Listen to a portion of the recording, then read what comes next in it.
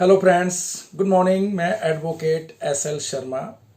दोस्तों, आज मैं आपके सामने एक क्रिमिनल धारा, आपराधिक धारा 307 के बारे में विस्तार से इस वीडियो के माध्यम से मैं 307 के बारे में आपको बताऊंगा कि धारा 307 क्या है, आईपीसी 307 क्या है।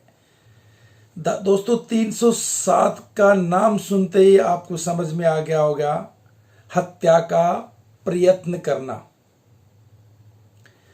भारतीय दंड संहिता की धारा में ये एक ऐसी धारा है जिसके बारे में हम अपने दैनिक जीवन की अपने आसपास के लोगों से सुनते रहते हैं, टीवी के माध्यम से सुनते रहते हैं, समाचारों के माध्यम से सुनते रहते हैं, मीडिया के माध्यम से सुनते रहते हैं। उनमें से ही एक भारतीय दंड संहिता की धारा 1860 की धारा 307, इसमें एक आरोपी को किसी व्यक्ति की हत्या करने के प्रयास के लिए सजा का प्रावधान किया गया है, आईपीसी 307। भारतीय दंड संहिता की यानी आईपीसी की एक बहुत ही प्रचलित धारा है। फिर भी काफी लोग इस धारा के बारे में अधिक जानकारी नहीं रखते हैं। तो आज मैं आपको इस धारा के बारे में विस्तार से बताऊंगा और मैं समझाता हूं कि भारतीय दंड संहिता 1860 की धारा 307 में क्या प्रावधान है, क्या दंड के प्रावधान है, किस पे ये लगती है, किस कारण से, किस परिस्थिति से ये धारा उसके ऊपर लगती है। इस धारा के प्रावधानों के अनुसार जब कोई व्यक्ति किसी दूसरे व्यक्ति की हत्या करने की कोशिश करता है और किसी भी कारण से उस व्यक्ति की हत्या करने में नाकाम रह जाता है, तो ऐसे अपराध करने वाले व्यक्ति को आईपीसी की धारा 307 के तहत सजा का प्रावधान दिया गया है। यदि एक व्यक्ति किसी अन्य व्यक्ति की हत्या कर देता है तो भारतीय दंड संहिता की धारा में इसका प्रयोग नहीं किया जा सकता, क्योंकि यह धारा केवल हत्या का प्रयास करने से मतलब रखती है। इसके स्थान पर यदि एक व्यक्ति दूसरे व्यक्ति की हत्या कर देता है तो केवल तब ही ऐसी स्थिति में उस व्यक्ति पर उसके द्वारा किए गए जुर्म के अनुसार भारतीय दंड संहिता की धारा 302 या 304 का प्रयोग होता है। यदि और भी आसान लफ्जों में इस धारा के प्रावधानों की बात की जाए तो यदि कोई व्यक्ति किसी अन्य व्यक्ति की हत्या करने की कोशिश करता है, लेकिन जिस शख्स पर हमला किया गया है उस शख्स की जान नहीं जाती है, तो इस तरह के मामले में हमला करने वाले व्यक्ति पर धारा 307 के अनुसार मुकदमा चलाया जाता है। जो कोई व्यक्ति इस धारा के अंदर जो कोई भी व्यक्ति या अपने ऐसे इरादे या बोध के साथ विभिन्न परिस्थितियों में कोई कार्य करता है जो किसी की मृत्यु का कारण भी बन सकती है, तो वह हत्या का दोषी होगा। तो उसे किसी एक अवधि के लिए कारावास जिसे 10 वर्ष तक बढ़ाया जा सकता है और साथ ही आर्थिक दंड के लिए भी उत्तरदायी होगा। और यदि इस तरह के कर्तव्य के लिए, इस तरह के अपराध के लिए किसी व्यक्ति को चोट पहुंचती है तो अपराधी को आजीवन कारावास है जिसे दंड का उल्लेख किया गया है। दोस्तों, आजीवन कारावास अपराधी द्वारा प्रयास, अगर किसी अपराधी ने इस धारा के तहत आजीवन कारावास की सजा दी गई है तो चोट पहुंचाता है तो उसे मृत्यु दंड दिया जा सकता है। नंबर 1 आता हत्या करने का प्रयत्न। अगर कोई हत्या करने का प्रयत्न करता है तो उसे 10 साल तक की कारावास प्लस आर्थिक दंड, यह गैर जमानती संज्ञेय अपराध है और सत्र न्यायालय द्वारा विचारणीय है। नंबर 2, यदि इसी तरह के कृत्य से किसी व्यक्ति को चोट पहुंचती है तो सजा आजीवन कारावास या 10 साल तक की कारावास या आर्थिक दंड, साथ में आर्थिक दंड भी होता है। यह एक गैर जमानती और संज्ञेय अपराध है और सत्र न्यायालय द्वारा विचारणीय है।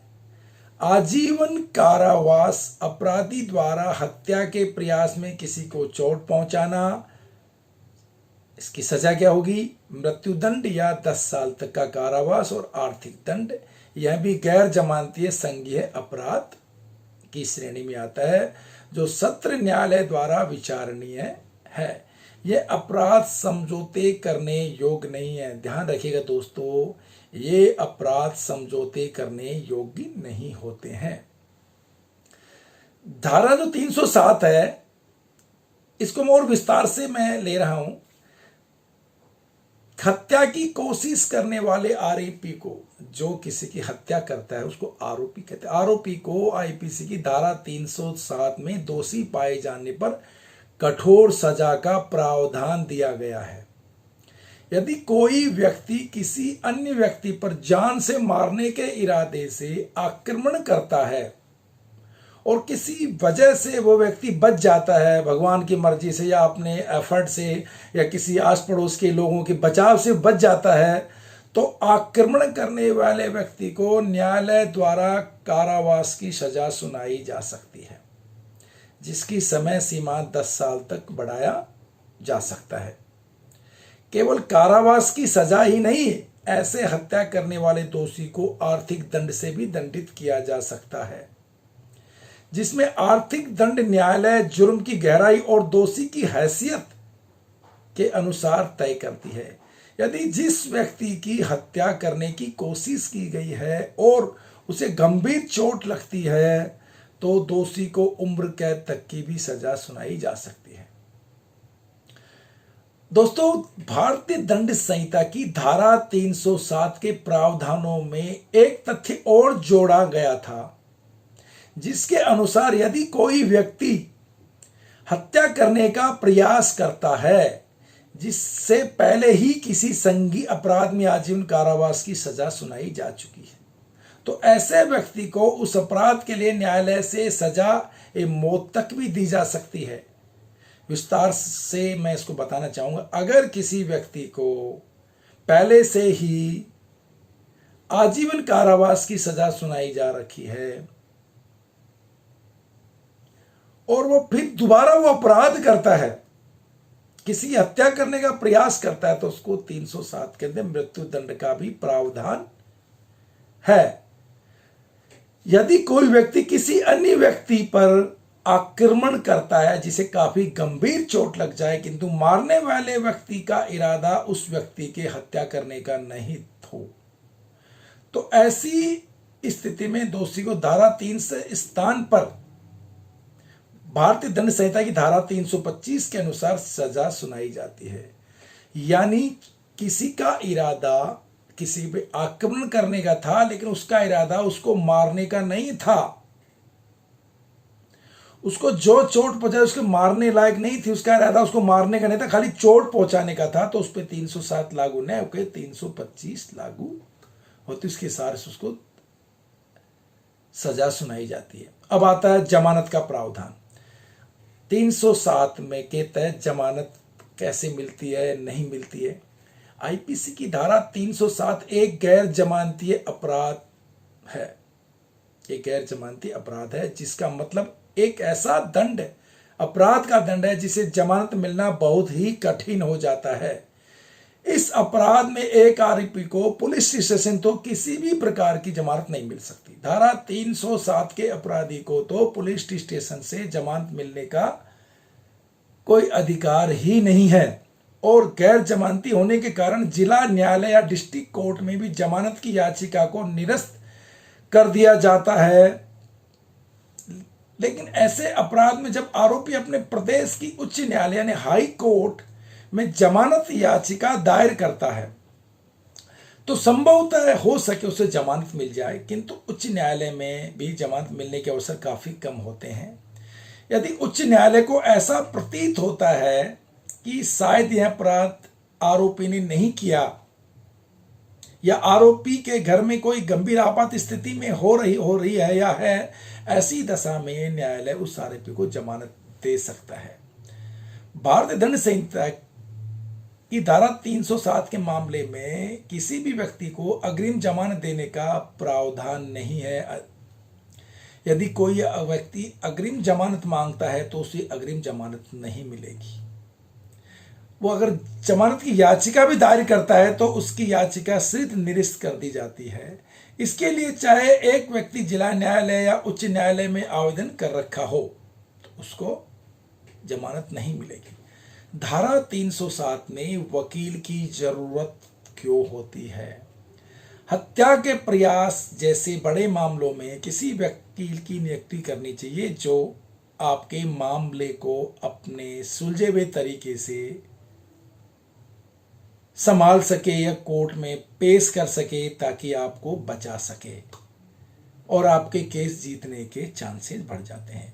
भारतीय दंड संहिता 307 एक बहुत ही गंभीर और संगीन अपराध है जिसे एक दोषी को कारावास की सजा के साथ साथ आर्थिक दंड का भी प्रावधान दिया गया है, जिसमें कारावास की सजा सीमा 10 वर्ष तक बढ़ाई जा सकती है। यदि ग्रसित व्यक्ति की गहरी चोट आई है तो आजीवन कारावास की सजा सुनाई जा सकती है। ऐसे अपराध से किसी भी आरोपी को बच निकलना बहुत ही मुश्किल हो जाता है।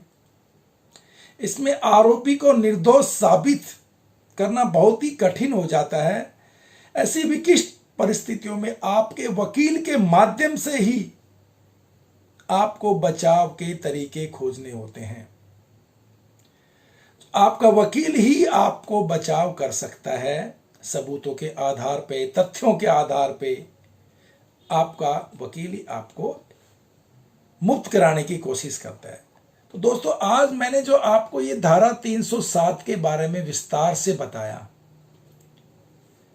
कि ये एक हत्या करने का प्रयत्न करने पर ये धारा लगती है और इसमें जो अपराध में जो सजा का प्रावधान है 10 साल तक बढ़ाई जा सकती है और आर्थिक दंड भी दिया जा सकता है।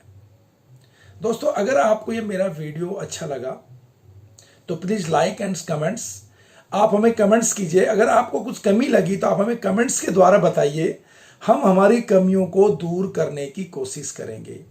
मेरा उद्देश्य, इस चैनल का उद्देश्य मात्र इतना ही है कि मैं कानून की जानकारियां, अवेयरनेस आप सभी तक इस चैनल के माध्यम से पहुंचा सकूं। यही मेरा उद्देश्य है। दोस्तों, अगेन दोबारा मेरी रिक्वेस्ट है, आप हमारे चैनल को लाइक कीजिए, सब्सक्राइब कीजिए, बेल आइकॉन पे क्लिक कीजिए ताकि हमारे जो भी वीडियो हैं उसका नोटिफिकेशन आपको सबसे पहले मिले और आपके काम की जानकारी हो। दोस्तों, अगेन जय हिंद।